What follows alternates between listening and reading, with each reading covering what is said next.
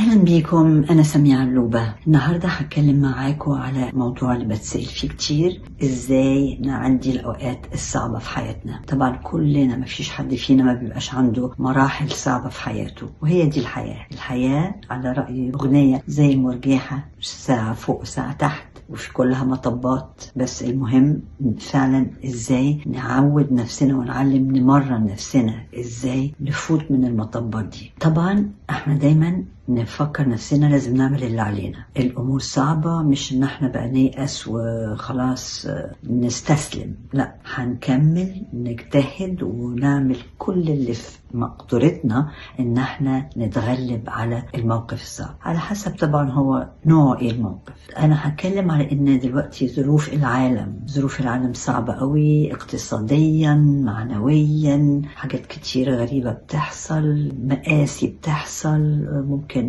احنا ننضر من حكاية الاقتصاد، ممكن ناس بتضيع شغلها، ما بيبقاش عندها دخل كافي، ممكن ناس بتبقى في شغلانة مش عاجباها ابدا، وبما انه ما فيش فرص كتير مضطرية تبقى تقعد في نفس الشغلانة اللي مضايقاها. فالمصاعب بأشكال مختلفة فعلا بيساعد في الأوقات دي إن الواحد يكمل المجهود اللي هو لازم يعمله عشان يحافظ على مستوى معيشته وعشان يقدر يعدي المطبات. بس في نفس الوقت هو محتاج حاجة تغير المود بتاعه. ايه اللي بيغير المود؟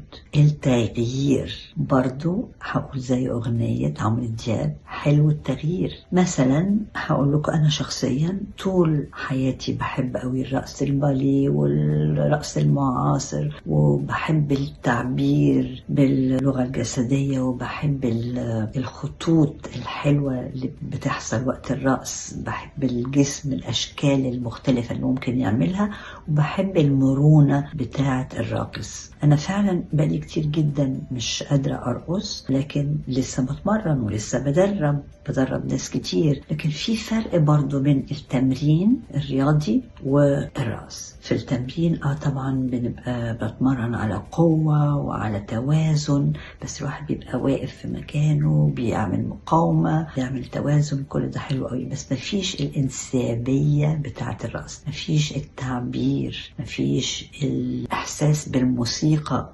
فعلا برضو الواحد بيدرب رياضة ممكن قوي يحس بالموسيقى، بس محدود التعبير اللي ممكن يقوم بيه. أنا برضو دلوقتي بمر بظروف صعبة في حياتي، ومضطرية بقى هنا في أمريكا، والحياة مش سهلة بالنسبة لي، فقررت هغير. امبارح رحت أول مرة تاني أحضر حصة رقص، فالتغيير فيها حلو قوي. مش أنا اللي بدرس، رايحة أنا أستقبل، رايحة أعمل نوع مختلف من الحركة. كنت مبسوطة وحسيت انه ده أثر على المود بتاعي، وخلاني النهاردة قايمة رايحة الشغل، مش زي بقالي فترة كده بروح الشغل بالعافية، يعني بزق في نفسي وبقول أنا تعبانة.